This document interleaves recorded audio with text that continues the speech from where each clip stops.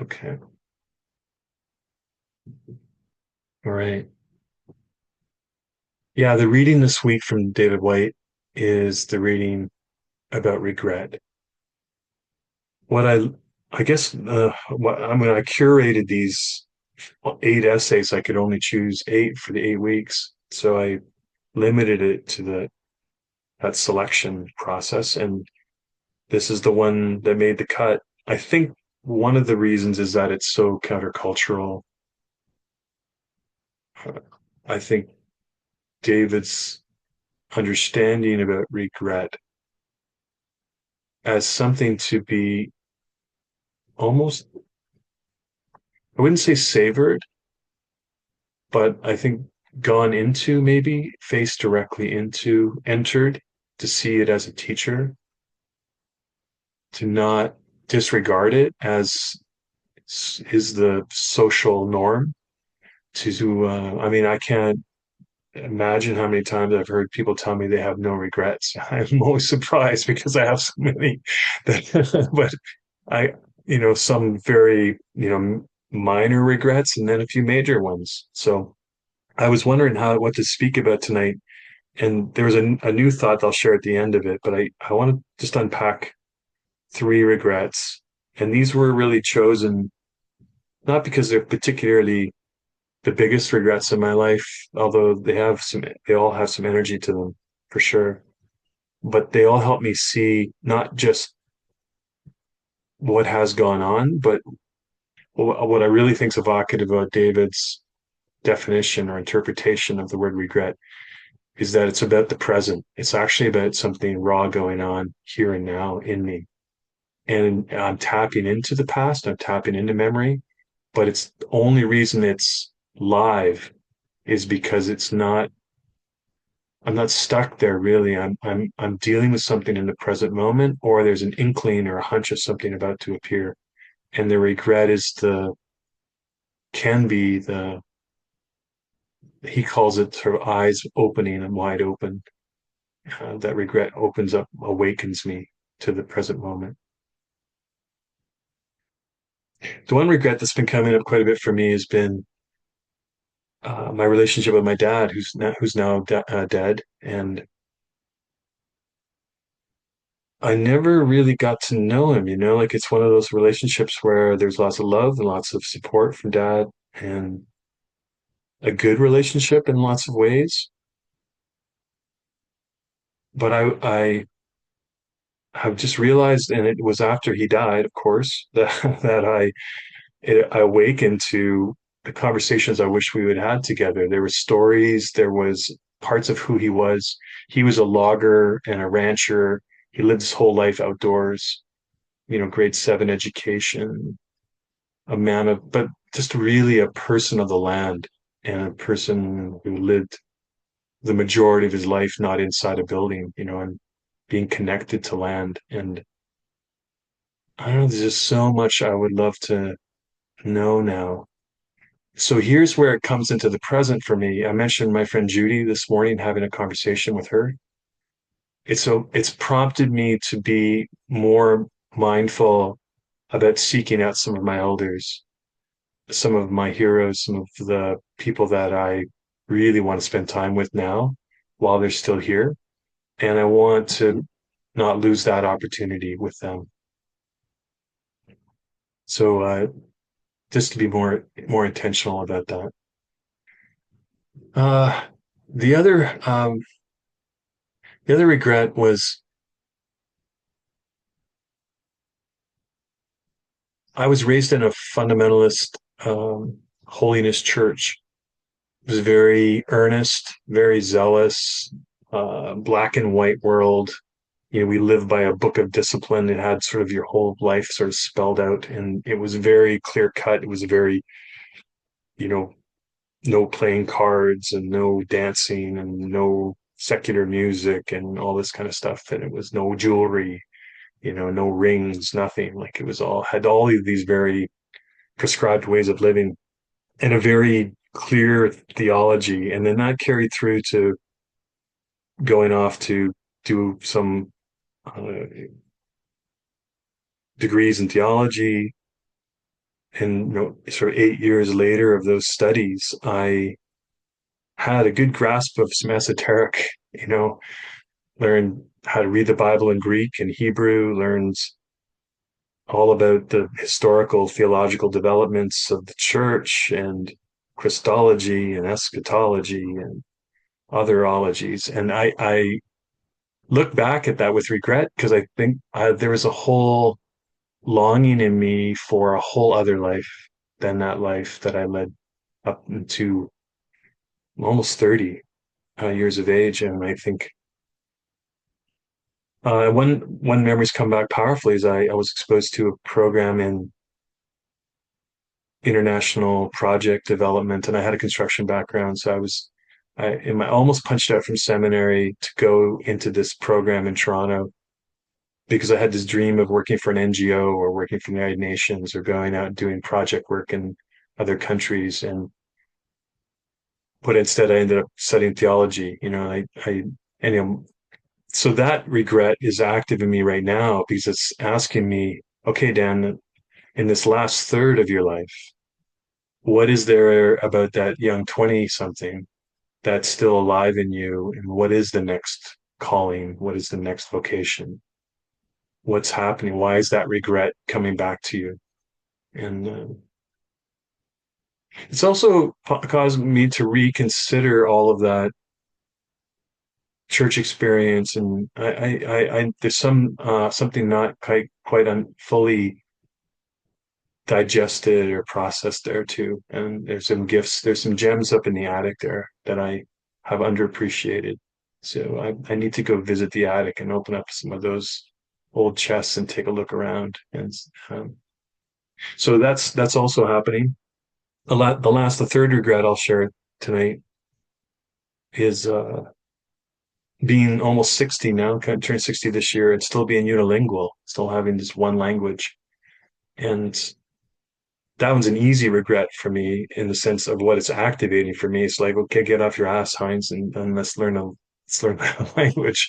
And Spanish is the one that's really come to mind. So I'm really actually doing a daily practice now of learning Spanish, and it's been wonderful. And I'm excited about it. I'm excited about what I'm learning and how painful it is and how slow the process is, and yet it's wonderful to be trying. And I want to continue. So that regret has turned into an action that's quite life giving. I'm finding. Okay, so those are just I just wanted to touch base about because that's really the question that arises for me out of the reading, and that's the reflection questions. Is not just to be you know limited to the past, but to see, as David suggests, the past as an activator for the present. There's something going on in memory, especially poignant uh, living memory that is a rub that is actually not leaving me alone. There's something in that about the present situation and maybe even a glimpse of the future, an island on the horizon that I'm picking up waves from. Okay. The last thing I want to just share is just a uh, tension I'm sitting with. I mentioned the first week, I think it was, about the tragic gap from my mentor Parker, about too much realism or too much idealism, too much the world as it is in kind of a cynical, corrosive, cynical view, and the world as it could be in more of a Pollyanna, idealistic, escapist, gated community kind of world. And how Parker says we live in this place of heartbreak in between the two and hold this groundedness, this tragic gap in between. I would say that David talks about regret as a tragic gap between what I would call guilt and, well, grief and gratitude. It's almost like he's saying that, I can hang out in the grief to the point where I'm, I'm limited. It's become, and I've encountered many people as a priest where grief is their story. And they're really struggling to kind of find their way through it. And sometimes they get there in that wilderness a long time.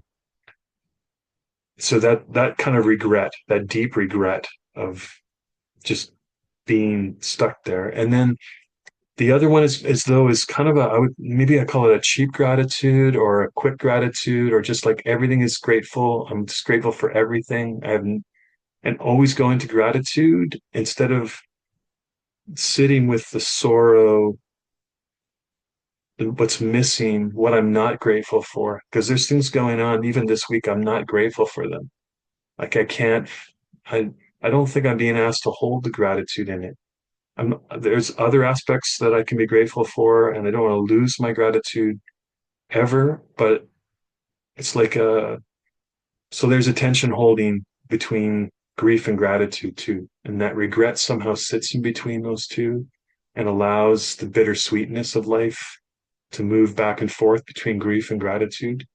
And just offering that as another lens, a possibility. So let's jump into the reading. Again, it's not a long reading, so a single voice, a single reader would suffice tonight, I think. And I'll share my screen and bring the reading up. Just give me a second here.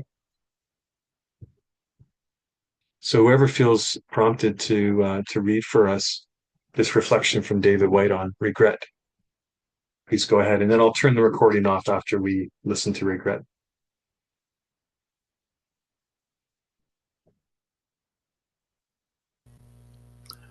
I'll read, Dan. Thanks, Mark. Regret is a short, evocative, and achingly beautiful word, an elegy to lost possibilities, even in its brief enunciation. It's also a rarity and almost never heard except where the speaker insists that they have none, that they are brave and forward looking, and could not possibly imagine their life in any other way than the way it is.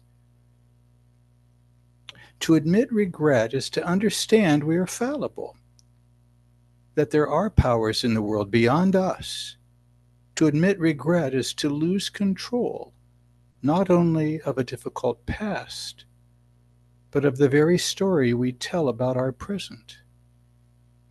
And yet, strangely, to admit sincere and abiding regret is one of our greatest but unspoken contemporary sins.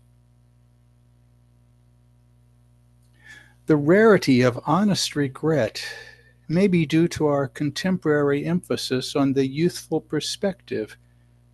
It may be that a true, useful regret is not a possibility or a province of youth, that it takes a hard-won maturity to experience the depths of regret in ways that do not overwhelm and debilitate us, but put us into a proper, more generous relationship with the future.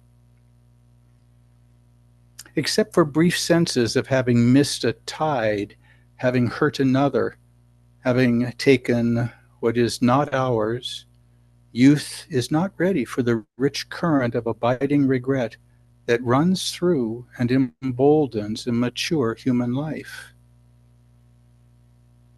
Sincere regret may, in fact, be a faculty for paying attention to the future, for sensing a new tide where we missed a previous one, for experiencing timelessness with a grandchild where we neglected a boy of our own.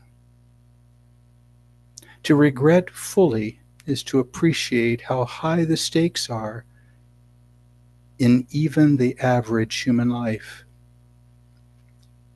Fully experienced, regret turns our eyes, attentive and alert, to a future possibly lived better than our past.